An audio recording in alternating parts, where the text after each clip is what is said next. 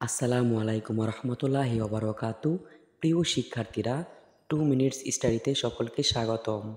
আজকের ক্লাসে আলোচনা করব অষ্টম শ্রেণীর বাংলা বিষয়ের বার্ষিক পরীক্ষার প্রথম অধ্যায়ের যে সংক্ষিপ্ত প্রশ্ন রয়েছে সেই সংক্ষিপ্ত প্রশ্ন এবং উত্তর নিয়ে।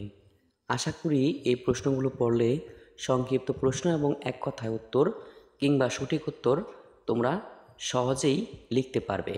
দেখো, প্রথম অধ্যায় থেকে প্রশ্নগুলো হচ্ছে: প্রশ্ন নম্বর 1, মেঘের পরে মেঘ উপন্যাসের লেখক কে?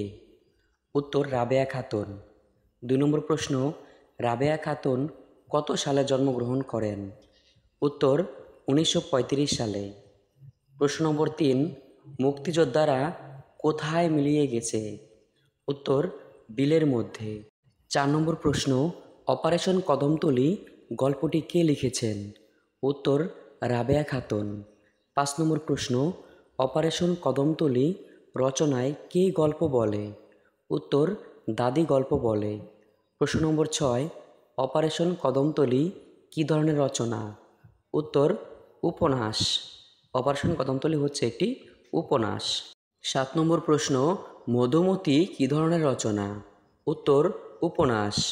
8 নম্বর প্রশ্ন, রাবেয়া খাতুন কত সালে মারা যান? উত্তর 2021 সালে। 9 নম্বর প্রশ্ন, অপারেশন কদমতলী গল্পটি কোন প্রেক্ষাপটে রচিত? উত্তর 1971 সালের মুক্তিযুদ্ধের প্রেক্ষাপটে রচিত।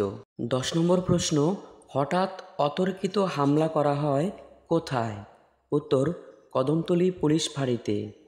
11 নম্বর প্রশ্ন, দামাল সেলে দুলুকে কোথায় চালান করা হয়?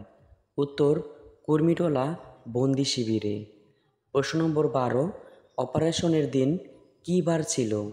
উত্তর শুক্রবার ছিল। 13 নম্বর প্রশ্ন, কে যুদ্ধে অংশগ্রহণ করে? উত্তর চন্দন যুদ্ধে অংশগ্রহণ করে। 14 নম্বর প্রশ্ন, কাকে হাত বেঁধে জিপে করে নিয়ে যায়? উত্তর ছোট চাচাকে।